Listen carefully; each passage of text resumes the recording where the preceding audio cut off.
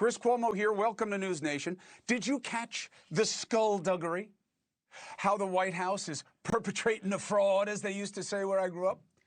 Telling lawmakers, don't call it the big beautiful bill anymore. Call it the working families tax cut.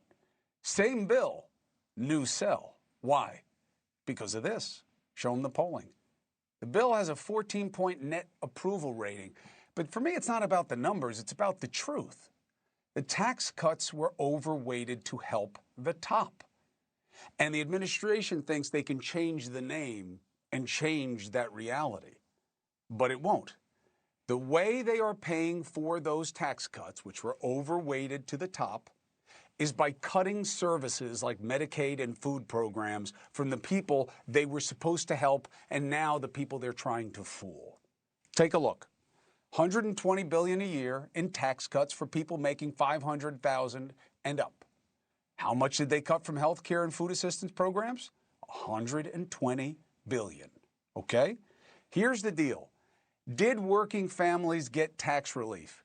Yes, but the quality and quantity were less than what was given to the top. Don't hit me with that $3,000 number. That $3,000 a family is if you blend what the top got with everybody else. It's a skewed analysis. Look, the richest earners get 70% of the benefits, including the top 5%, which gets nearly half the benefits.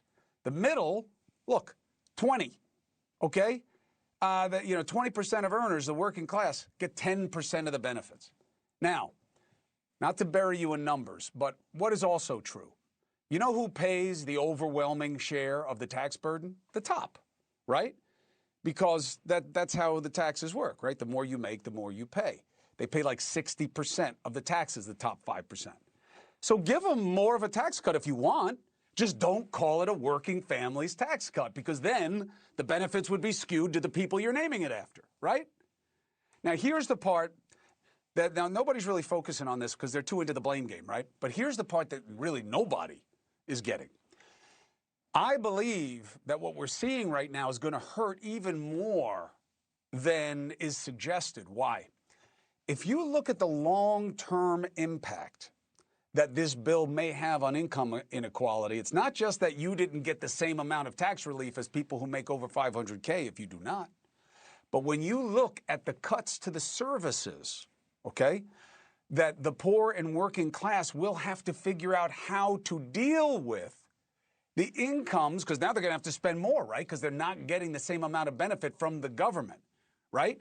With the help on the ACA, Obamacare, with the Medicaid expansion. So now their incomes may go down even though they got the tax cuts. You see what I'm saying? It may wind up netting them to negative anyway. That's what the chart in front of you says. So that's why I say I believe Democrats are picking the right fight. But I'm telling you, I did not like this shutdown, and I think they walked into a trap. I know the polls show that there is more blame for the party in power. I get it.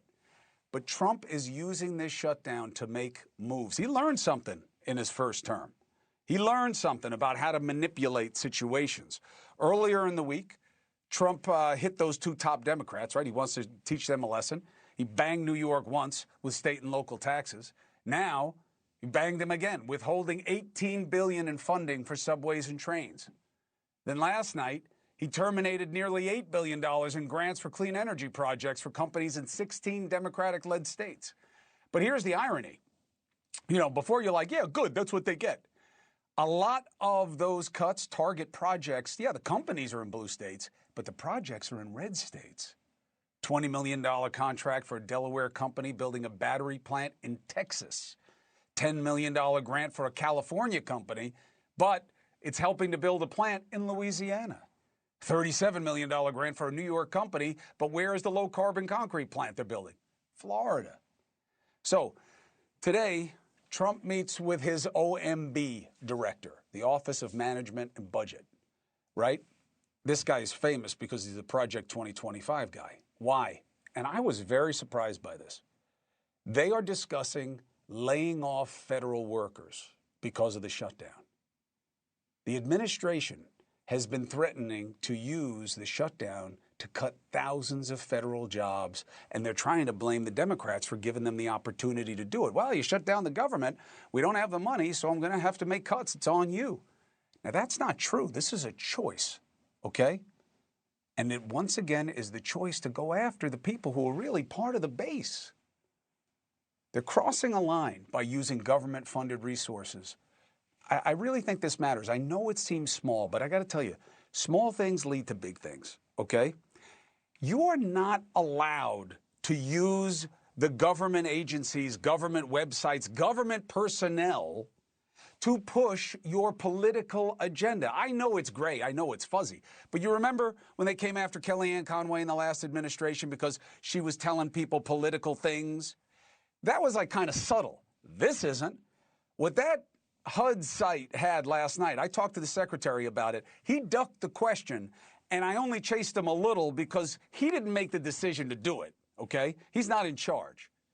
But this is a real problem. The Hatch Act is a federal law. Federal employees can't engage in partisan activities using government resources, okay? And because people aren't stopping him, this administration, if they can get away with it, they go long and deep, okay? Check this out. Now, again, you may say you don't care, but there's a reason you've never seen anything like this before. Furloughed federal employees at the Department of Education. This is their automatic out-of-office email message, blaming Democrats for the shutdown. Look, you may say, that's not that big a deal. I'm telling you, it's erosion. It's erosion of norms and of standards and of ethics. And when certain things fall, it makes it easier for the next thing to fall. It's all ugly. Which side will decide, you know what, we're not going to be in this battle to the bottom of which is worse. We're going to be about better. Thank you for watching. Subscribe below and download our NewsNation app right now on your phone, and you will get fact-based, unbiased news for all Americans.